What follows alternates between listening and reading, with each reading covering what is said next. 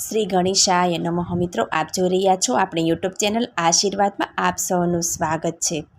બધા કુમારો ઋષિના આશ્રમમાં ઝાડ નીચે બેસીને ઋષિ પોતાના શિષ્યોને આશ્રમમાં કહી રહ્યા હતા કે આજે હું તમને એક વાર્તા કહું છું, તે તમે ધ્યાનથી સાંભળો. તે તમારા જીવનમાં તમને ઉપયોગી થાય તેવો તમે બોધ ગ્રહણ કરો કે કર્મ જ મહાન છે. કર્મથી માણસ કેવી રીતે મહાન બને છે તેના વિશે આજે આપણે આ વિડીયોમાં સાંભળીશું. અને તમારા જીવનમાં તમને ઉપયોગી થાય તેવો તમે બોધ ગ્રહણ કરો. જેમ જેમ તમે આ વાર્તા સાંભળતા જશો તેમ તેમ તમારું ઘડતર થતું જશે. આખરે મારે તમને કાચા હીરાઓમાંથી પ્રકાશ વેરતા હીરા બનાવીને તમારા પિતાજીને મારે સોંપવાના છે. આમ કહી ગુરુજીએ વાર્તાની શરૂઆત કરી કે કર્મ જ મહાન છે. કર્મથી માણસ કેવી રીતે મહાન બની શકે તેના વિશે આજે આપણે આ વિડીયોમાં સાંભળીશું. જો આપને મારો વિડીયો પસંદ આવે તો લાઇક કરજો, શેર કરજો અને પહેલીવાર જો આ વિડીયો આ ચેનલમાં જોઈ રહ્યા હોય તો સબસ્ક્રાઈબ કરજો, જેથી મારા નવા વિડીયોની માહિતી તુરંત આપ સુધી પહોંચે. વાસંતી નામે એક નગરી હતી. આ નગરીના રાજાનું નામ હતું વિજયવર. રાજાને હતી બે રાણી, એકનું નામ સુનંદા અને બીજીનું નામ પ્રિયવંદા. રાજાને બંને રાણીઓ ઉપર બહુ પ્રેમ હતો. બંને રાણીઓ પણ આ બે બહેનોની જેમ સખીપણા કરતી રાજાને અનહદ પ્રેમ કરતી હતી. સમય જતાં સુનંદાને બે પુત્રો થયા. નામ રાખ્યા તેમના ધનવીર અને જયવીર. બંને રાજા જેવા રૂપાળા હતા. પુત્રોના જન્મથી સુનંદાનું રાજ્યમાં અનેક વધુ મહત્ત્વ વધ્યું. પણ ભગવાન દયાળુ છે. થોડા સમય પછી બીજી રાણી પ્રિયવંદનાને પણ પુત્ર જન્મ્યું. એ પુત્રનું નામ રાખ્યું રાજાએ વનવીર. હવે બંને રાણીઓને પુત્ર થયા એટલે ભવિષ્ય માટે બંને રાણીઓમાં થોડો અજંપો જાગ્યો. અજંપો જાગવાનું કારણ હતું સુનંદાનો લોભ. સુનંદાને બે પુત્રો હતા અને રાજ્યમાં એ મોટા હતા. વનવીર સૌથી નાનો હતો એટલે સુનંદા પોતાના પુત્રોનો રાજ્યનો હક પહેલો માનતી હતી. રાણી પ્રિયવંદા નાની હતી. સુનંદા કરતાં સુશીલ હતી. સ્વભાવની પણ નિખાલસ હતી. એના મનમાં તો આવા કોઈ ભાવ ક્યારેય જાગ્યા નહોતા. ત્રણેય પુત્ર ભણવા યોગ્ય થયા એટલે રાજાજી વિજયવરે એ ત્રણેય પુત્રને ગુરુ દેવાનંદના આશ્રમમાં મોકલ્યા. ગુરુ આશ્રમમાં ત્રણેય કુમારોનું શિક્ષણ ચાલતું હતું. ત્રણેય કુમારોમાં સૌથી નાનો કુમાર વનવીર વિનમ્ર સ્વભાવનો હતો, જ્યારે મોટા બે કુમારો ધનવીર ને જયવીર થોડા તુમુખા હતા. જ્યારે ને ત્યારે વનવીરને કનડતા રહેતા. ગુરુ આગળ એની ફરિયાદો કર્યા કરતા. કોઈ વારે પણ કોઈ રીતે તેઓ વનવીર ગુરુની નજરમાં નકામો સાબિત થાય એવા એમના પ્રયત્નો રહેતા.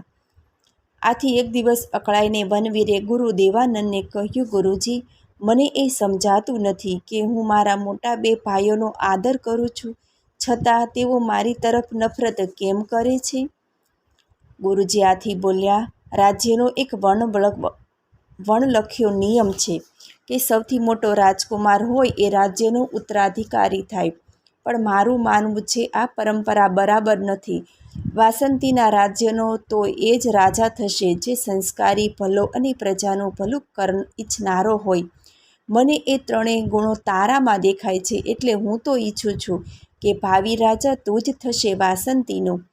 એ પછી ભણતર પૂરું થતાં ત્રણેય કુમારો પોતાના વાસંતી નગરીના રાજ્યમાં આવી પહોંચ્યા. સવીએ તેમને ભારે દબદબાથી વધાવ્યા. ખૂબ સારા તેના સામૈયા કર્યા. એ પછી થોડા દિવસ સુખ ચેનથી પસાર થયા. એક દિવસ રાજા વિજયવીરે રાજસભામાં એક સમસ્યા ખડી કરી. એણે સભામાં સૌને કહ્યું, મને કાલે એક સ્વપ્ન આવ્યું હતું. સ્વપ્નમાં મેં જોયું તો પાતાળ લોકનું એક અદ્ભુત વૃક્ષ. શી એ વૃક્ષની શોભા! એ વૃક્ષનું થડ હતું તાંબાનું, એની ડાળીઓ હતી ચાંદીની, પાંદડા હતા નીલમના, એના ફૂલો હતા મોતીઓના અને એ મોતીઓને ચણતા હતા માનસરોવરના હંસરાજ.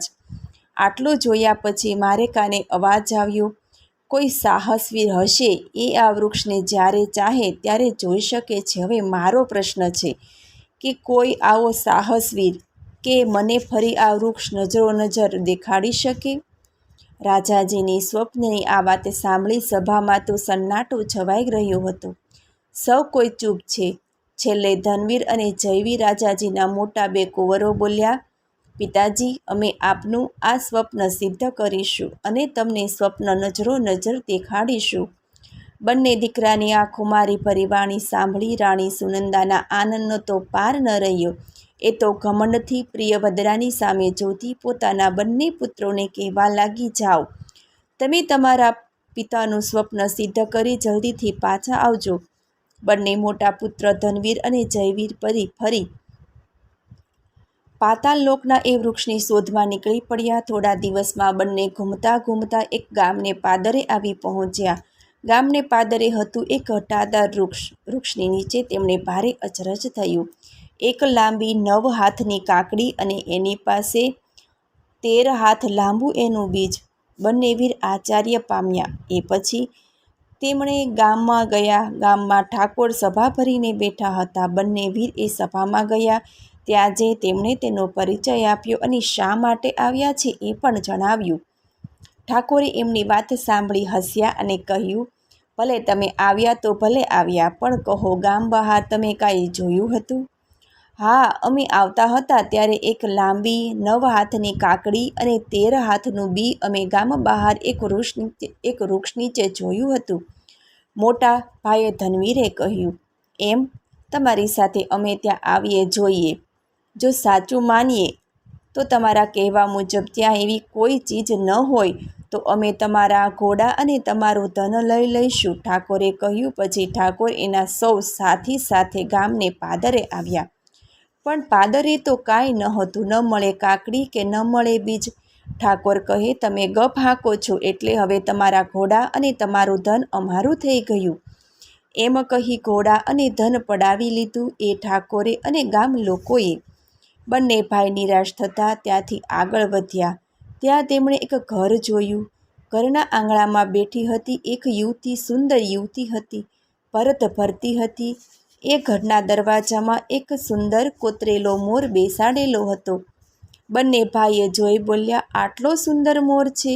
આવો મોર જો બોલતો હોય તો? એમનું આમ બોલવું સાંભળી બંને ભરત ભરતી યુવતી બોલી, એ બોલે પણ ખરો, પણ જો એ બોલે તો તમારે મારી નોકરીમાં રહેવું પડે. બોલો, છે કબૂલ? કબૂલ છે, પણ એ બોલવો જોઈએ, બંને વીર બોલી ઉઠ્યા. યુવતી એના ઘરના છાપરે ચડી ગઈ. ત્યાં જઈ તેણે કંઈક કળ દબાવી. મોર તો ટહુકા કરવા લાગ્યો. લ્યો, બોલ્યો ને! હવે તમે બંને ભાઈઓ મારા દાસ બનીને રહો, યુવતી બોલી. બંને ભાઈ આમ યુવતીના દાસ બન્યા. બીજી તરફ ધનવીર અને જયવીરને રાજ્યમાંથી ગયે ખાસો સમય વીતવા લાગ્યો, પણ એમના કોઈ સમાચાર નથી કે પાછા ફરવાની કોઈ નિશાની પણ નથી. આથી રાણી સુનંદા એક દિવસ ગુસ્સાથી રાજાજીને કહેવા લાગી, તમે તો કેવા બાપ છો! આવા સ્વપ્નો સાચા પાડવા મારા દીકરા ક્યાં ક્યાં ભટકતા હશે. એમના કોઈ ખબર પણ નથી. આજ સુધી આપ એની કોઈ ચિંતા કરતા નથી કે નથી એની ભાળ તમે કઢાવતા. રાજાજી આથી દુઃખી થતાં બોલ્યા, સુનંદા, મેં ઘણી જગ્યાએ એની શોધ કરાવી છે. સૈનિકો શોધમાં ક્યાં ક્યાં નથી ફર્યા, પણ આજ સુધી એમનો પત્તો લાગ્યો નથી. બિચારા સૈનિકો નિરાશ થતાં પાછા આવ્યા છે. બોલ, હવે હું શું કરું? આમ વાત ચાલતી હતી ત્યાં પ્રિયવંદના પુત્ર વનવીર ત્યાં આવી પહોંચ્યો. એ કહેવા લાગ્યો, પિતાજી, તમે આજ્ઞા આપો તો હું આપનું સ્વપ્ન સત્ય કરવા જાઉં. સાથે સાથે મારા બંને મોટા ભાઈઓને શોધીને પણ તેને પાછા લઈ આવો. વનવીરની વાત સાંભળી રાજાજી બોલ્યા, ના દીકરા, હું તને રજા નહીં આપું. હું પહેલાં તારા 2 ભાઈઓને તો ગુમાવી બેઠો છું લગભગ. હવે હું તને રજા કેમ આપું? સુનંદા આથી રોષ અને ગુસ્સાથી બોલી ઉઠી, તમે એને શાના રજા આપો? તમારો તો એ લાડલો દીકરો છે. દુશ્મન તો મારા 2 દીકરા તમારા છે. ના માતા, એવું ન બોલો. તમે મને રજા આપો. હું મારા બંને ભાઈઓને શોધી પાછા લાવીશ. સાથે સાથે મારા પિતાજીને આવેલ સ્વપ્નને પણ હું સાચું ઠેરવીશ. આટલું કહી વનવીર સુનંદા અને રાજા વિજયવીરના પગમાં પડી વંદન કરી અને ચાલી નીકળ્યો. ત્યાંથી તે સીધો રાજગુરુ પાસે ગયો. એમના આશીર્વાદ મેળવ્યા અને પછી પોતાની યાત્રાની શરૂઆત કરી. એ તો ધીમે ધીમે રસ્તો કાપતો જાય છે. થોડેક આગળ સમય આમ વીત્યો હશે ત્યાં રસ્તામાં એક ગરડા ડોશીમાને જોયા. એમની પાસે લાકડાનો એક ભારો જમીન પર મૂકેલો હતો. તેઓ એમને કોઈએ ભારો ઉપડાવે એની રાહ જોતા હતા. ડોશીમાને જોઈ વનવીરે પોતાનો ઘોડો એમની પાસે ઊભો રાખ્યો અને બોલ્યો, માજી, આ આપનો લાકડાનો ભારો મારા ઘોડા પર મૂકીને આપ ઘોડા પર બેસી જાઓ. ના બેટા, આવો સુંદર તારો ઘોડો આવો બોજ ઉપાડવા માટે થોડો છે. એ હા, પણ દીકરા, તું આમ ક્યાં જઈ રહ્યો છે? આથી વનવીરે પોતાના પિતાના સ્વપ્નની વાત ડોશીમાને કરી અને પોતાના 2 ભાઈઓ પહેલાં એક કામ માટે ગયા હતા એ પણ કહ્યું. ડોશીમા કહે, દીકરા, તું તારા કામમાં સફળ થા એ માટે હું તને થોડી કાંકરીઓ આપું છું. જ્યારે તું કોઈ મુસીબતમાં આવી પડે તો એમાંથી એક કાંકરીનો ઉપયોગ કરજે, જેથી તારી મુસીબત દૂર થાય. વનવીરે ડોશીમા પાસેથી કાંકરીઓ લીધી. હવે ફરી એ ઘોડા પર સવાર થઈ આગળ ચાલવા લાગ્યું. ચાલતા ચાલતા એ પેલા ગામને પાદરે આવી પહોંચ્યો, જ્યાં એના 2 ભાઈઓ પહેલાં આવ્યા હતા. ગામના પાદરમાં એણે જોયું તો 9 હાથની લાંબી કાંકરી અને 13 હાથનું લાંબુ એક બી. એને આથી અચરજ થયું. ડોશીમાની એને યાદ આવી. પેલી કાંકરીઓ સંભાળી આવી. તેમાંથી તેને એક કાંકરી એ વિચિત્ર વસ્તુ તરફ ફેંકી અને એક બાજુ સંતાઈ ગયું. થોડી જ વારમાં વનવીરે જોયું તો જાડીમાં સંતા રહેલ એક છોકરો ત્યાંથી બહાર નીકળ્યો અને નીકળ્યો એવો એ ગામમાં ભાગતો દોડી ગયો. ગામમાં જઈ પેલા ઠાકોરને કહ્યું, પાદરે એક મુસાફર આવ્યો છે, એને ફસાવાની તૈયારી કરો. આટલું કહી છોકરો પાછો પાદરે આવી પહોંચ્યો. વનવીરે આવ્યો એવો એને પકડ્યો. પકડીને દોરડાથી બાંધી દીધો એક ઝાડના થડ સાથે. પછી એ ગામમાં ગયો. પેલા આગેવાન ઠાકોરે વનવીરને આવતા જોયું. એણે પૂછ્યું, ગામ બહાર તે કાંઈ જોયું? હા, એક ખાસી લાંબી મોટી 9 હાથની લાકડી અને 13 હાથ લાંબુ એનું બી. ઠાકોર કહે, કેવી ગપ હાકે છે, એવું તો કાંઈ હોતું હશે? વનવીરે કહ્યું, વિશ્વાસ ન આવતો હોય તો મારી સાથે ચાલો, હું જ તમને બતાવું. ઠાકોરાથી ઠાવકાઈને કહ્યું, તું કહે છે એવું જો કાંઈ ન હોય તો આ તારો ઘોડો અમે કબજે કરી લઈશું. કબૂલ, પણ જો મારી વાત સાચી નીકળે તો પછી આ ગામનો માલિક તો હું જ થઈશ. વનવીરે પણ સામે શરત મૂકી. શરત મંજૂર થઈ. ઠાકોર એના સાથીઓ સાથે ગામને પાદર વનવીર સાથે ગયા. ઠાકોર તો આભો જ બની ગયો. ખરેખર ત્યાં 9 હાથની કાકડી અને 13 હાથનું બીજ પડેલું હતું. હવે શરત મુજબ વનવીર ગામનો માલિક થયો, પેલા ઠાકોરની જગ્યાએ. વનવીર એ ગામમાં થોડો સમય રોકાયો. પછી ગામ લોકોને શિખામણ આપી તે ત્યાંથી આગળ વધ્યો. આગળ જતાં એ પેલી સુંદર યુવતીના મકાન આગળ જઈ પહોંચ્યો, જ્યાં એ બેઠી બેઠી ભરત ભરતી હતી. વનવીર એ યુવતીના ઘર આગળ અટક્યો અને છાપરે મોરે જોઈ બોલ્યો, આ તમારા ઘરના છાપરે સુંદર મજાનો મોર કોતરી બેસાડ્યો છે. જો એ બોલતો હોય તો કેવો સુંદર લાગત. યુવતી કહે, બોલે, જરૂર બોલે, હમણાં બોલી ઉઠશે, પણ મારી શરત છે કે એ જો ન બોલે તો હું હારું અને તમને પાતાળ મણી આપું. મોર બોલે તો હું જીતું અને પછી તમે મારા દાસ બનો. બોલો, કબૂલ? કબૂલ, કબૂલ, એમ કહી છોકરી છાપરે ચડી જાય એ પહેલાં જ વનવીરે પેલા ડોશીએ આપેલ એક કાંકરી મોરને મારી દીધી. યુવતી છાપરા પર મોરની કળ ઘુમાવીને ઠાકી, પણ મોર બોલ્યો નહીં. યુવતી હારી ગઈ. એણે વનવીરને પાતાળ મણી આપી કહ્યું, આ મણી તમને તમારી ઈચ્છા પ્રમાણે જ્યાં જવું હશે ત્યાં તમને પહોંચાડશે. હવે વનવીર પાતાળ મણી લઈ ત્યાંથી આગળ વધ્યો. આગળ જતાં તેણે એક વાવ જોઈ. વાવ પાસે એક વૃક્ષ હતું. ઠંડો પવન આવતો હતો. વનવીરને થાક લાગતો હતો. ઝાડનો ઝીણો છાંયડો હતો એટલે વનવીર ત્યાં આડો પડ્યો. થોડી વારમાં એને ઊંઘ આવી ગઈ. ઊંઘમાંથી એ જાગ્યો તો એણે શું જોયું? સુંદર 2 સુંદરીઓ ત્યાં હતી. રાજકુંવરી જેવી એ લાગતી હતી. વનવીરે એમની સામે જોયું. પેલી સુંદરી એથી બોલી, આમ ટીકી ટીકી શું જોવો છો? અમે છીએ વાસુકી રાજની રાજકુમારીઓ. તમે અહીં કેમ આવ્યા છો અને ક્યાંથી આવ્યા છો? વનવીરે આથી એમને કહ્યું, હું બહુ દૂર દેશ વાસંતી નગરીથી આવું છું. મારા પિતાને એક સ્વપ્ન આવ્યું હતું. એ સ્વપ્ન સત્ય કરવા હું નીકળ્યો છું. આમ કહી પોતાના પિતાના સ્વપ્નની બધી વાત તેને રાજકુમારીને જણાવી. રાજકુમારી આથી વનવીરની સાહસ યાત્રાથી પ્રસન્ન થઈ. તેને આ કુમાર ખૂબ ગમી ગયો. તે બોલી, હું વાસુકી રાજાની રાજકુમારી તામ્રવંદના છું. તમે એક કામ કરો, તમે મારા પિતાજીને મળો. તેમને તમારા પિતાજીને એ સ્વપ્ન જણાવો. સ્વપ્ન વૃક્ષની વાત કરો, એ તમને જરૂર દેખાડશે. અને એથી વધુ તો તમે ફરી જ્યારે પણ એ વૃક્ષને જેને જ્યાં દેખાડવા ઈચ્છો ત્યાં ફરી તમે દેખાડી શકશો. વનવીરને તો ભાવતું મળ્યું જાણે. એ તો બહુ આનંદમાં આવી ગયો. હવે પિતાજીનું કાર્ય સિદ્ધ થવાનું હાથ વેતમાં જ હતું. એ મનોમન બોલી ઉઠ્યો. વનવીરે રાજકુમારી તામ્રવંદના સાથે પાતાળ લોકમાં જવાની તૈયારી બતાવી. રાજકુમારી તામ્રવંદના આથી ખુશીથી વનવીરને પાતાળ લોકમાં લઈ ગઈ. રાજા વાસુકીની મુલાકાત પણ કરાવી આપી. વનવીરને મળી વાસુકી રાજા ખુશ થયા. એમણે વનવીરની આખી સાહસ કથા સાંભળી. એથી તો તેઓ અત્યંત પ્રસન્ન થયા. પોતાની રાજકુંવરી માટે આનાથી યોગ્ય કયો મુહૂર્ત હોઈ શકે એમ માની રાજા વાસુકીએ તામ્રવંદનાના વનવીર સાથે લગ્ન કર્યા. પેલું વૃક્ષ પણ વનવીરને બતાવ્યું. પાતાળ લોકના એક બગીચામાં એ લહેરાતું હતું. રાજા વાસુકીએ કહ્યું, તમે ફરી મારું સ્મરણ કરી વૃક્ષની ઈચ્છા કરજો. તમે ઈચ્છા કરશો ત્યારે એ તમે જેને દેખાડવા ઈચ્છો એ દેખાડી શકશો એમ વચન પણ આપ્યું. પછી રાજકુમાર વનવીર તામ્રવંદનાને લઈ પોતાની સાથે લઈ પાતાળ લોકમાં પહેલાં જ્યાં પેલી પાતાળ મળી આપનારી યુવતી મળી હતી ત્યાં તેને પોતાના બંને ભાઈઓને જે દાસ બનાવ્યા હતા તેમને મુક્ત કરાવ્યા.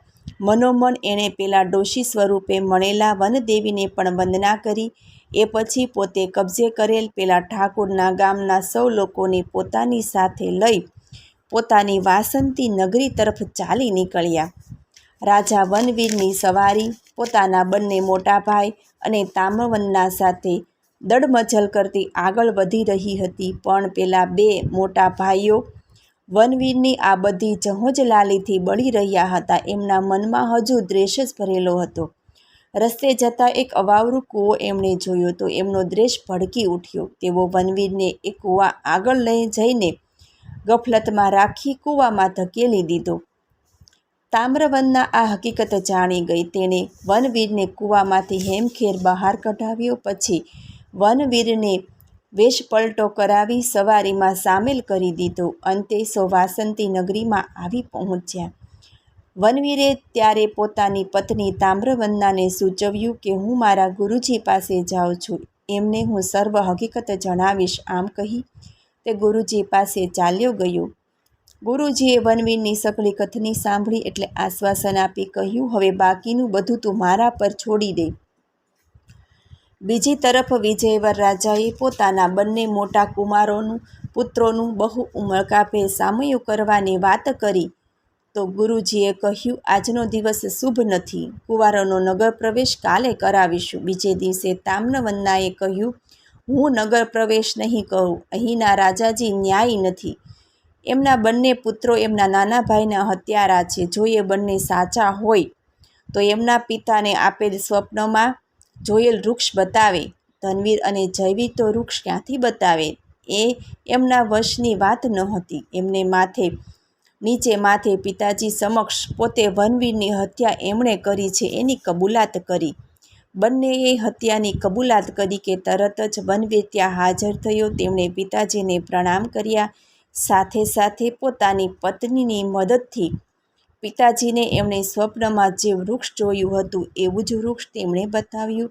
રાજાજીને આથી સંતોષ થયો. પછી રાજાજીએ હુકમ છોડ્યો પોતાના બંને મોટા ભાઈઓને મૃત્યુદંડ આપવાનો. વનવીર આથી પિતાજી સમક્ષ આજીજી કાલાવાલી કરતા બોલ્યા, પિતાજી, આપ મારા કાર્યથી ખુશ થયા હોય તો મારા બંને મોટા ભાઈઓને માફ કરી દો. રાજાજીએ પ્રસન્ન થતાં પુત્ર વનવીરની આજીજી માન્ય રાખી. રાણી સુનંદાએ વનવીરને પોતાનો જ પુત્ર જાણી હૈયે લગાવ્યો અને બોલ્યો, દીકરા, મેં તને હંમેશા પરાયો સમજ્યો, પણ તું તો સદા તારું કર્તવ્ય નિભાવી રહ્યો. હું ઈચ્છું છું કે તું જ આ રાજ્યને લાયક છે. રાજાએ એ જ વખતે વનવીરને યુવરાજ જાહેર કર્યો અને ભાવિ રાજા પણ ઠેરવ્યો. વનવીર પોતાના કર્મથી જ કેવી રીતે મહાન બન્યો તેના વિશે આજે આપણે આ વિડીયોમાં સાંભળ્યું. જો આપને મારો વિડીયો પસંદ આવે તો લાઈક કરજો, શેર કરજો અને પહેલીવાર જો આ વિડીયો આ ચેનલમાં જોઈ રહ્યા હોય તો સબસ્ક્રાઈબ કરજો, જેથી મારા નવા વિડીયોની માહિતી તુરંત આપ સુધી પહોંચે. ધન્યવાદ. જય શ્રી કૃષ્ણ.